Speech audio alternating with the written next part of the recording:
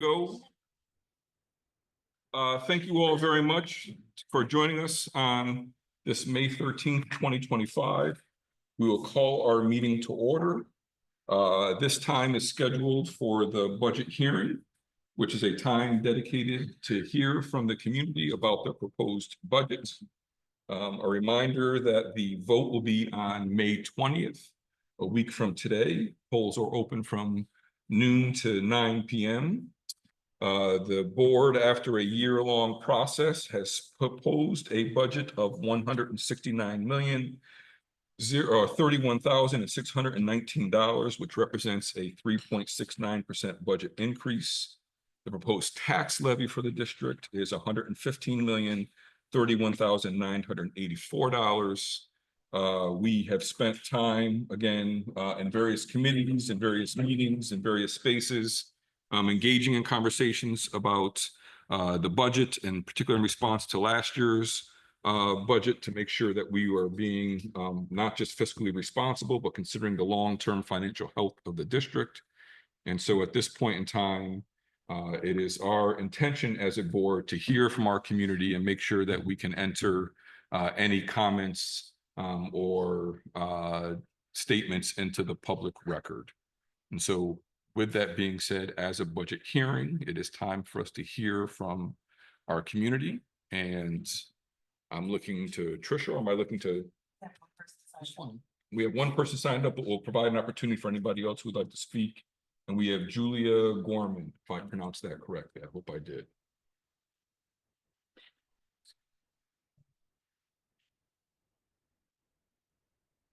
Yes, it's possible that the speaker may be coming for the 7 o'clock meeting as well. So with that being said, for anybody who is in the room, would anyone like to speak or make a statement about the budget? Please, you tell us your name. If you wouldn't mind, come down and speak into the microphone. Is that okay? It doesn't matter. Either mic, take your pick, please. Yes. Yes, just a question and answer, and I can ask you a couple little questions. Just want to hear my. You can. We may not be able to answer all the questions, so feel free. And then whichever questions we can answer, we will do our best to do. Last year it was a very compressed mic. This is a lot nicer. All right, cool. Is that got enough signal up there? My name is Joe Lonsky. I live in Danby. We've lived there for 5 years. Beautiful community. There's a lot of good things happen here at the school. I think you spend too much money, but so one of my gripes is that this meeting was not listed anywhere. It was not listed in the mailing that I just got today about the budget. So I think it was last year. Isn't the budget hearing supposed to be advertised somehow? The budget hearing is required by New York State education law to be published in the newspaper of record. Our newspaper of record is the Ithaca Journal. With that being said, it also has been sent out through our various social media networks and our email updates. Yeah, no, listen, I do have, I should be on your server here, but it would be good to put it in this and get this out just a little earlier, because everybody gets this, right? Yeah, I'm not sure, just so you know, that I respect that. The recommendation I'm going to write down. Yeah. I'm not sure that we can get it out earlier. I see. Because the board candidates, it was actually sent, I want to say within 12 hours before the board candidates were finalized. And then that next morning it went to the printer, and as soon as it came to the printer, you know, it went out. But there's a lot of stuff flying around, and there's a lot of the state budget was really late, and it's crazy. Yeah, listen, I just wanted to acknowledge that. I think it was in this publication last year. I'll check as well. What was I going to start with? Oh, so you used fund balance to grow the budget every year, and fund balance, correct me if I'm wrong, is just money left over from what we've given you, right? I wouldn't classify it that way. And I'm going to ask Dr. Dom Lisi to come down as well to make sure that I'm providing, and I'll look to board members to provide. Because a reserve fund has to have voter approval. So if you're going to rely on a pot of money every year, that has to have voter approval. And you are relying on seven, it seems like a lot of money, that you're relying on every year to grow the budget, and it's every year. I can see it happening once in a while to close a gap. Oh, we have some extra money. But it's not good optics to use our leftover money to grow the budget. It just, to me, it doesn't paint a good picture. Sure. Why don't we hear all the questions and then we can proceed from there? And so that's one of my big gripes. Is it even legal to do it every year? But it probably is, because that's really about it. I mean, you know, we all know you're spending a lot of money. The question is, some of you think it's appropriate in a town with 3/4 of the residents who rent, who don't get to write off their school taxes because it's in their rent, 15% poverty. Does the board know what the median wage in the city of Ithaca is? You probably all live well above it. It's between $50,000 and $60,000. Probably. Then I live below it. What's that? Said then I live below it, but Yeah. keep going. Do you really? Yeah. No. Keep going. Okay, anyway, and so a median household wage is between 70 and 80. And a median house would have a school tax bill of $5,000.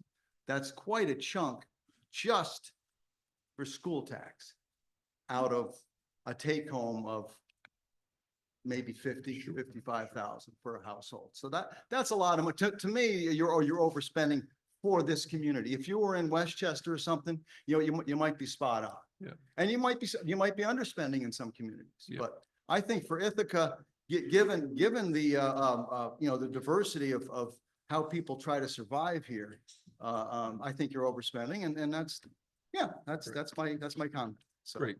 And Thank you. I would like to know about that reserve. If you can even email me that. We'll answer that question right here. I just Okay, want to make sure great. we give you the appropriate time. So, Great. so thank you very much. Thank you. Do you want to speak to Sure, I can fund balance and then? that, to some extent. So I want to make sure I characterize it accurately. So it isn't necessarily used to increase the budget. It's really used to offset and to decrease the burden on the local tax share. So it's not, I think this year was approximately between $7 and $8 million that we use the fund balance. It is legal to do that as a common practice to roll over that particular fund balance yearly. So instead of increasing the budget by that much, that's used to decrease our burden on the local tax share. So it's that's probably the best and easiest way to explain that. But at the end of the year, you plan on having that money left over because you've overtaxed us again that amount. We actually don't plan. I mean, Yeah. yeah. So before we get you into are it- planning on this. Yeah, It's probably skating on thin ice that it probably should be voted on. So I want to interrupt for a second. So thank you for sharing. I will respond. So I want to, Okay. the purpose is not to sort of get into a back and forth during a budget Okay. hearing, I'm but done. I think it's a legitimate question. Okay. The idea is we have, and I could be wrong, and again, any board members, please correct me if I'm wrong, including our business official. New York State allows school districts to have up to 4% of their total budget and a reserve, a fund balance, right? And so the idea being it's there for a, so-called rainy day fund. At this point in time, there have been times where it has been, for lack of a better word, raining, where our revenue coming in, be it state taxes, local property taxes, federal taxes, grants, payment in lieu of taxes, you name it, does not meet what the expenditures are. And so we then have to dip into that fund, which And so on one hand, when you say it's not authorized, I would humbly and respectfully say it actually is authorized when folks vote on the budget. That is part of the authorization that takes place. And in the projections and in the document, it makes mention of where those monies will go. And so I will continue to ask folks. I know most folks may have gotten their budget mailer today, and if they haven't gotten it today, they'll get it tomorrow or within the next day or so. All that information is outlined, and for additional questions, please do reach out to board members, to our business office, check the FAQ page to see what's taking place. This is me speaking as one board member. I'm getting out of the position of speaking as board president, speaking as one board member. There is no doubt that living in Ithaca is extremely expensive. And, as someone who recruits students to come to Ithaca College, where I'm at.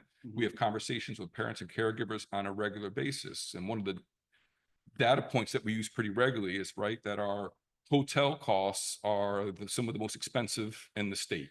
So for people who want to come visit Ithaca College, they're regularly paying $400 and $500 a night for a hotel. That is expensive, right? If you want to go out for a meal, even while we have more restaurants than New York City per square capita, as people like to quote that as well. But we know that's not an inexpensive meal, right? That it also costs. And so your point about whether ICSD expends is a great point, one that I would dare say, not I would dare say, I will say that all of my board colleagues understand significantly the cost and the burden that is placed upon our local community. We have regular conversations about why Ithaca gets identified as a quote unquote affluent district, or what is our proportion of Right. total assessed value versus non-taxable assessed value, all those conversations. And so all that goes into the work that we do, even while people may not like the end result of where we end up. But humbly, don't presume that we don't understand that, or that there aren't people on the board who are making less than $60,000 a year. Okay. All right. Wow. Well, that's, that humbles me a little bit. Thank you for that. Just one last thing, and then I will leave you alone. I tried to get an operational budget this year. There's no way to actually view the budget, to view the 20 or 30 page document of actually how, Take a packet right there, right next to you. Yeah. Nope, the next one. Take that. Oh, wow. It's all here, huh? So in other words, it would tell, high school teacher B, teaches this class and this class and this class, because that's what I like to know. I'd like to know how the money's being spent in the high school. I'm not sure you're gonna get down to that. Grade school, they have kids that they're trying to get up to the sound and basic. Yeah. But in the high school, there's a lot of options that can be costly. And I'm just curious, how you guys are spending that money. Appreciate that feedback. And there's no way to access that. I mean, I can't look on a site to see if I had a kid, for example, who to see what electives are available, because I'm really poor with In terms of computer. course offerings, yes, that's a different conversation than the compensation that an individual teacher receives and what they're teaching. If you're offering, well, you were offering 5 languages, which to me is like, whoa, hold on a minute, we're not in Westchester. And then you downsized it to 4 or 3 even, which makes 2 or 3 makes a lot of sense in a city like this. 5 was insanity. But there's no way for me to view what is going on in the high school, because that's where you can spend a lot of discretionary money. So K through 5, that's not discretionary mostly. Those are the studies the kids do. I hear you. I would say it's a matter of perspective. We should have coffee. Okay. Call me, email me. Let's sit down and have a Listen, conversation. I'm gonna do that. I expect it. All right. I appreciate it. I have our sound man is Mike. And I'll buy with my, low salary. I thought our sound guy is a sound tech at our sound recording professor at IC. Okay. Mike Caprizzo, and I thought he made more money than that, but I'm gonna have to pay him more. Yeah. Well, thank you for your comments, and I look forward to And thank you. following up. I appreciate that. I don't know if there's any other board. I don't want to dominate that conversation. I apologize. It's funny. I want to try to look up the Westchester bit, because the one thing that I want to make sure I can explain, and I'm glad Dom's here, like our ratio of what we get in state aid is 25 to 30%. And the average of New York State is 40%. And most of the neighboring districts around here, it's far more. So the taxpayer burden here is real. We pay about 70%, whereas the average, I was just looking up, the average in the state is around 56%. So it's true, we take on a burden, and that's part of just unfortunate way that foundation aid the equation is built for Ithaca. And so as a board, we are really taking steps. We are looking to have representation on Tompkins County IDA, which is the Industrial Development Agency, that these things all take some time.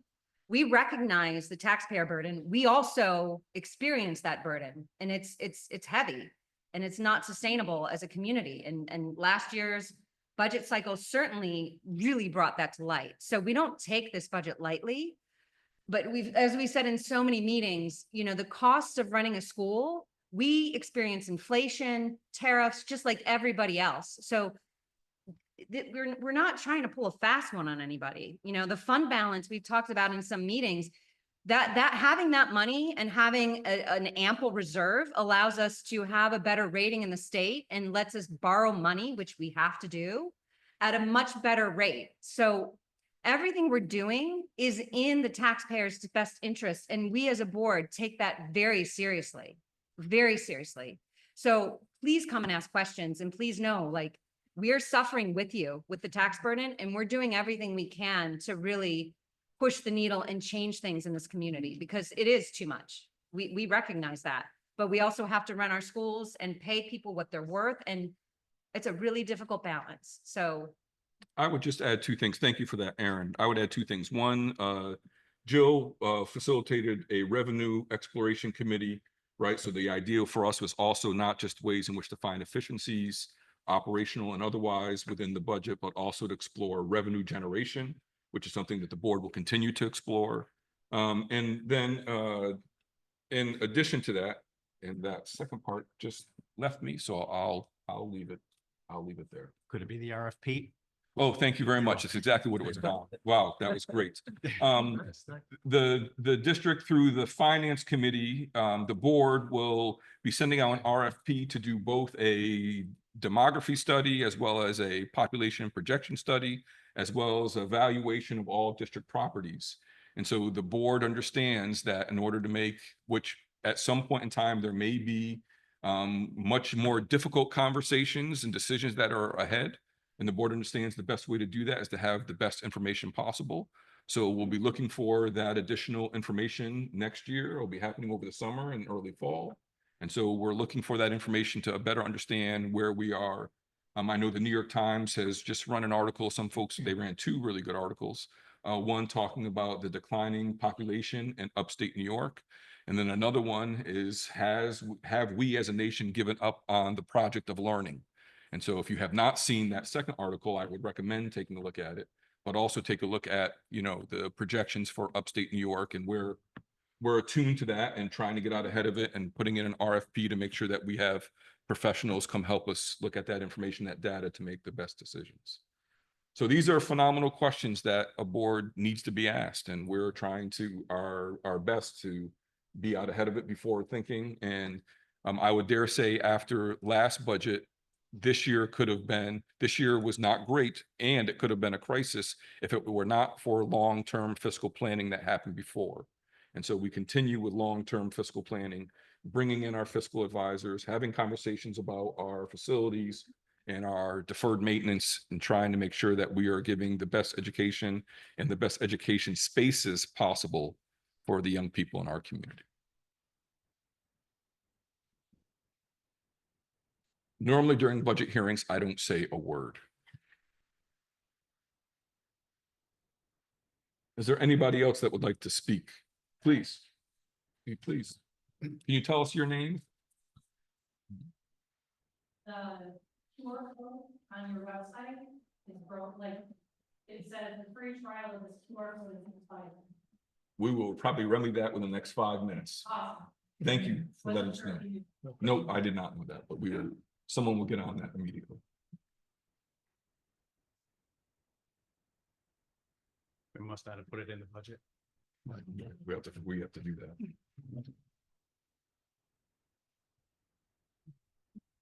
Well, not to be anticlimactic, but I'm going to give it like another 30 seconds.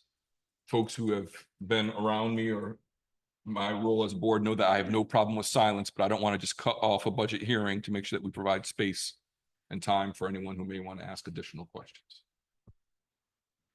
Or if you want to make a day and time that you're going to buy me coffee, we can have that question as a conversation.